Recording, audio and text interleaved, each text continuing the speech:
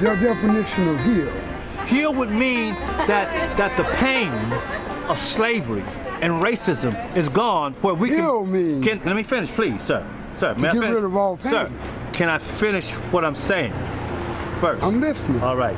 Heal means that the pain of race, slavery, is gone. The scars may remain. Let me finish, sir. The scars may remain to remind us of the pain we once had, so we will never come back that way again. That we'll live finally as human beings.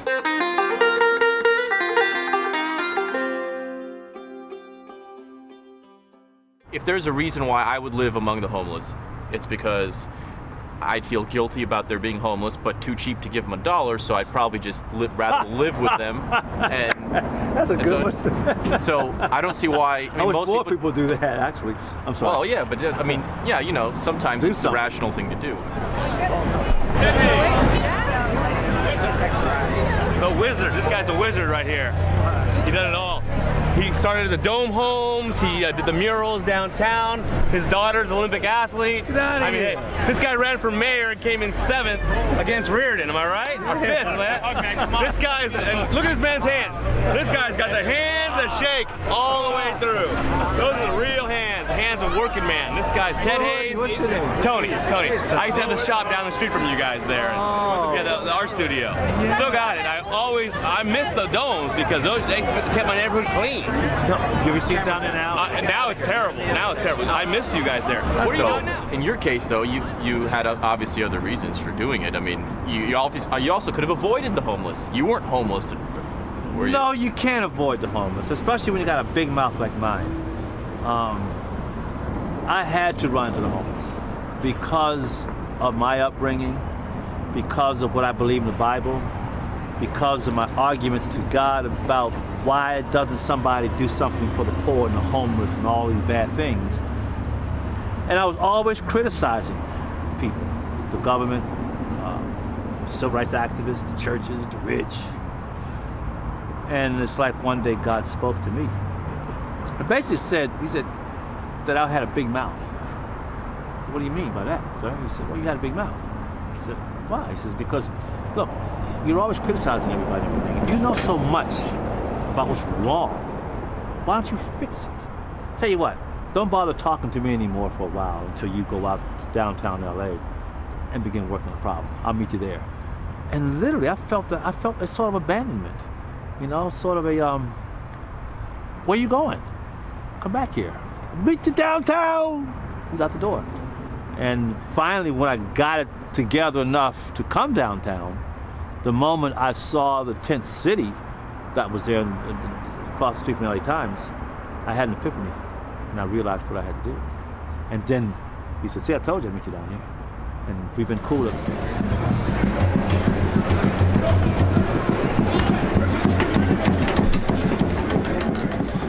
What did you go about doing to create the village? Well, for the most part, we had to convince the people, convince the politicians to allow it to come into existence. And that took a series of demonstrations, protests, acts of civil disobedience. I went to jail on numerous occasions, a couple dozen times at least, protesting about this. I wasn't just protesting homelessness, saying homelessness is wrong. We all know that. But I was protesting to demonstrate that I had an idea that could actually work. Okay. No need to criticize something if you don't have an answer for it. Keep your mouth shut.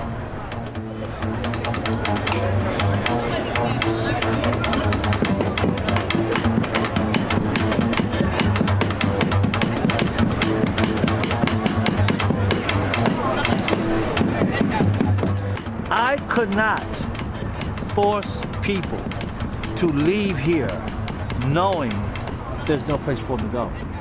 That's why they could stay 2, 3, 4, 5 years, some people, you know. In most shelter programs, you get 6 months, 90 days, you're out of there. We could have done the same thing here, because the more people we take in and put out over a 90 period, you know, constantly doing that, we make money. Just tell her, hey, we took in 100 people this month and we need per diem. And that's what those cats across the street do. We don't do that. We had a chance in little America to re-examine our lives and build America the way it should be built. Old America, which we were cast out of, they're stuck. Look at them. They're stuck. They can't, they're frigid. They're rigid. They can't change. That's what caused homelessness in the first place. That's why homeless people do not want to go back into that.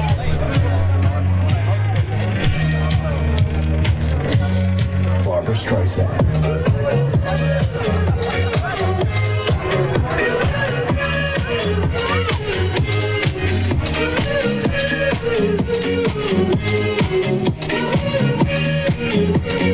Barbra Streisand. Guys like us, we amalgamate amongst them.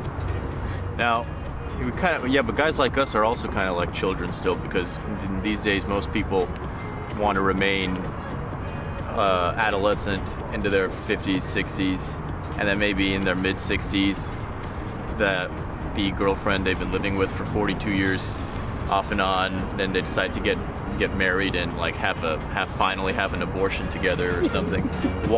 I mean, we're all kind of headed this way. We're just doing it with different means.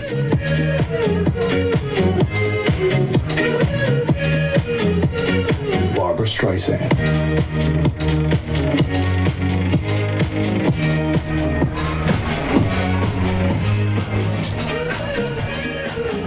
And I didn't know that they were against it. I'm just this naive guy running around. Hey, we're gonna help the homeless. We're gonna empower the homeless. We're gonna make them responsible citizens and pay taxes and be like everybody else in the American dream. I believe that. But after going to meetings and being rejected time and again and offering good ideas, after a while, like Baby Huey, I caught on. They want to kill me. They want to kill these people. And so I took a hard stance and stopped hanging out with the socialist activists. And I started criticizing them publicly. I started challenging them publicly. I even said to them, if I'm the smartest, most intelligent, wisest, most powerful homeless activist in America. I have the best plan to end homelessness. I have the best. I did that not because it was necessarily true, but I did it to force them to outdo me, come up with an answer. Them turkeys couldn't even come up with an answer. You know why? Because they don't want an answer. They want the chaos to ensue. Because that's what America is all about. Well, what it's you white doing here? supremacy. What you doing America here? was founded on white Then supremacy what are you- and white supremacy. I'm over here as a slave. Then why you leave, man? Why don't I You leave? Every day. Why do Both I gotta every leave? day. You can walk After to Mexico. 500 years of exploitation. So you gonna stay here You know with what I'm white saying? men? I believe they own a stake and they own me. So you gonna stay And they here? own me. And they own me. Why should I just pack up and leave? Let's slow down. Why should I just pack up and leave though? Slow down. Okay. If this is a racist society, And it is. then you need to get up out of here before you become just like them. I'm the one. This brother know. He helped us all. A lot of us who were broke, who were poor. They told you crisis is coming. But I'ma still be here. I'm broke today. I ain't worried. God got my back. I'm a rich man. I'm a star. I'm the Skid Row father. If you understand what that means. That's that old rhetoric that's been lingering in black folks' mind for decades, and it's killing us. You know, it's keeping us from facing the fact. The only reason why we are here today in America is not because of white man, but because we put ourselves here by enslaving ourselves in Africa. We did this. The white man bought into slavery and brought us here.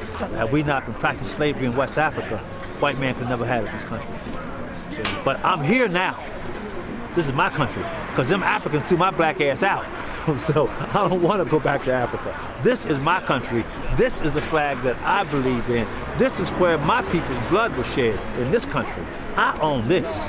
See, I own an Africa. I own this. They seem to be glad you're here. Who? The people you were talking to. Oh yeah, seem they to know. be glad you're here. Yeah, they know. Most of them.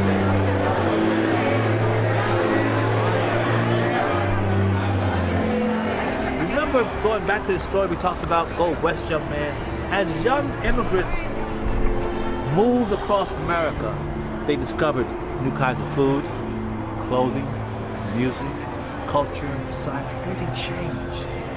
They had something as homeless people to offer the world if they ever got established. Same with these folks.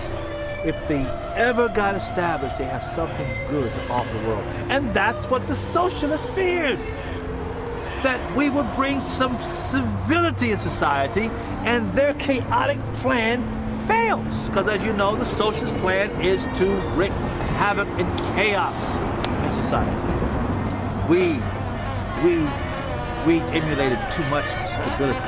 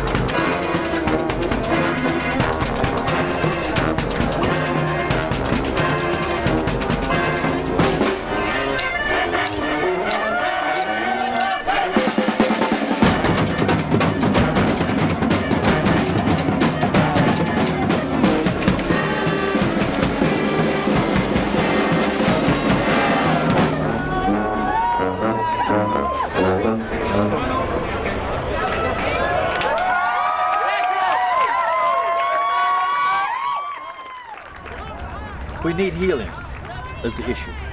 We need healing. Every single human being on this planet needs healing. We've always, as human beings, need healing. We were born, as it were, into a painful world, and we pick up these wounds as children, and we never get them healed. And we run around as adults behaving in these weird, quirky ways, and most of us don't even know why we behave the way we behave, and we hate the way we behave, but we don't know nothing else.